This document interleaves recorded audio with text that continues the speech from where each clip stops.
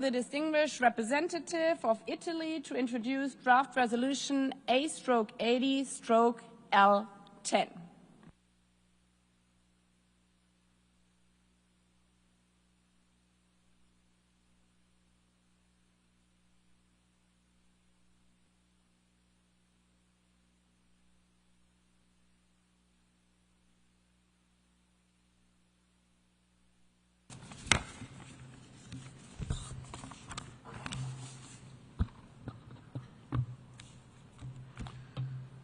Madame President, dear delegates,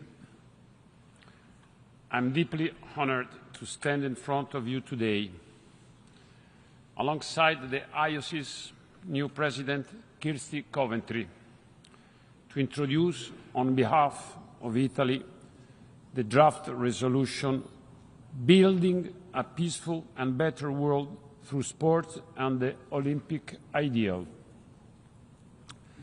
At a time of growing discord and conflict, sport and the Olympic Games can provide a beacon of hope, an alternative to rivalry and division.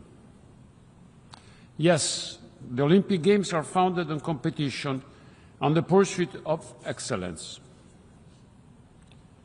But throughout their history, they have demonstrated something even more powerful, a sense of humanity which transcends even the greatest of athletic achievements.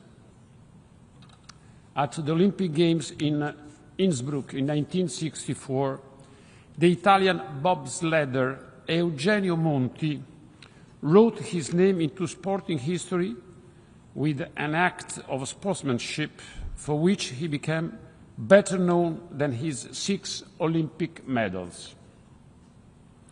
Twice, he was forced to settle for bronze when Italy might have won gold. First, by loaning the triumphant British 2-man team a bolt for their broken sled, and then by offering a mechanical support to the Canadians who became champions in the 4-man event. He went on to win 2 gold medals at the Grenoble Olympic Games in '68 and many World Championship titles. But he also became the first recipient of the Baron Pierre de Coubertin World Trophy in recognition of his remarkable display of selflessness. Monti's actions more than 60 years ago are a shining example of sports power to rise above rivalry and national boundaries. Of course, he was a winner. Of course, he wanted to win. But for him, the core Olympic values of excellence, friendship and respect mattered more than coming first. These values, embedded in the Olympic Charter, are one of the reasons why the Olympic Games are still able to show the world that there is an alternative to conflict. I personally witnessed the extraordinary power of the Games in Pyeongchang in 2018 when, in Casa Italia, we hosted Taekwondo athletes from the DPKR and the Republic of Korea. This is what the Olympic Charter stands for. Athletes from all over the world coming together in friendship and united by the power of sport. The draft resolution before you today notes the role of sport in inspiring individuals and communities to uphold these core values. It also acknowledges that the Olympic and Paralympic Games of Milano Cortina 2026 will be a unifying event to harness the power of sport. As President of the Organizing Committee for the Milano Cortina Winter Olympic and Paralympic Games 2026, I know we have a unique occasion and opportunity to promote the Olympic Truce and build an atmosphere of peace. For the first time in 2 decades, the Olympic and Paralympic Games will return to Italian soil in February and March next year.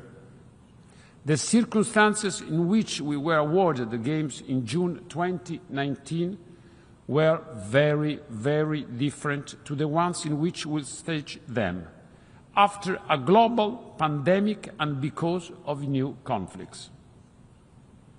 It's my sincere hope that lo spirito italiano, the new and vibrant Italian spirit, which is at the center of our vision and mission, may conquer hearts and minds and inspire change.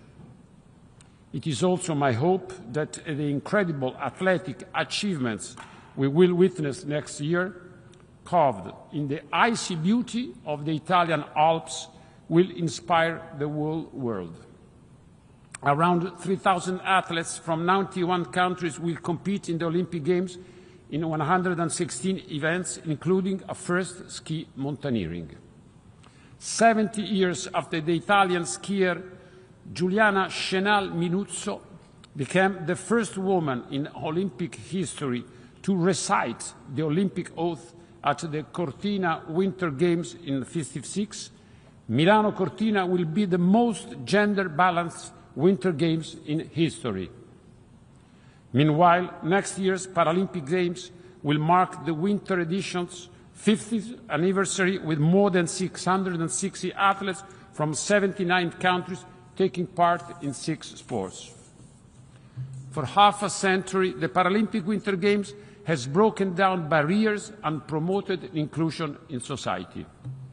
For Italy, the Games will deliver more than 300 legacy projects, improving accessibility for people with disabilities, upgrading transport infrastructure in towns and mountainous areas, and serving as a symbol for diversity and empowerment. Milano Cortina 2026 will be the first time the Olympic and Paralympic Games have been awarded to more than one city and will be held across several different regions and provinces. It's a unique opportunity for Italy to demonstrate to the world how different cultures can be united by sports. Unlike past games, athletes will state in 8 different villages and clusters. In each there will be a truce wall where they will be able to leave their signatures as a symbol of their commitment to peace. For me, this all underlines the core message of Milano Cortina 2026. Armonia, harmony. It's a message and principle which has deep roots in Italian culture and history. Renaissance artists, writers, and philosophers like Michelangelo, Leonardo, and Lorenzo de' Medici promoted universal themes of beauty, reason, and harmony. By encouraging culture and dialogue over dogma, they laid the foundations for modern diplomacy and changed the perspective and put human beings and their dignity and respect first. These principles sit at the heart of this great institution and echo the cherished Olympic commitment to universality. Madam President, dear representatives of Member States, I wish to reiterate the message of non-violence according to the ancient Greek tradition of the Olympic Truce. I would like to thank all the delegations that have expressed their support and co-sponsored this draft resolution in close cooperation with the International Olympic Committee. And I humbly urge all members and delegates to support this resolution and to set aside differences and divisions and come together in harmony in Milano Cortina next year. Thank you for your attention.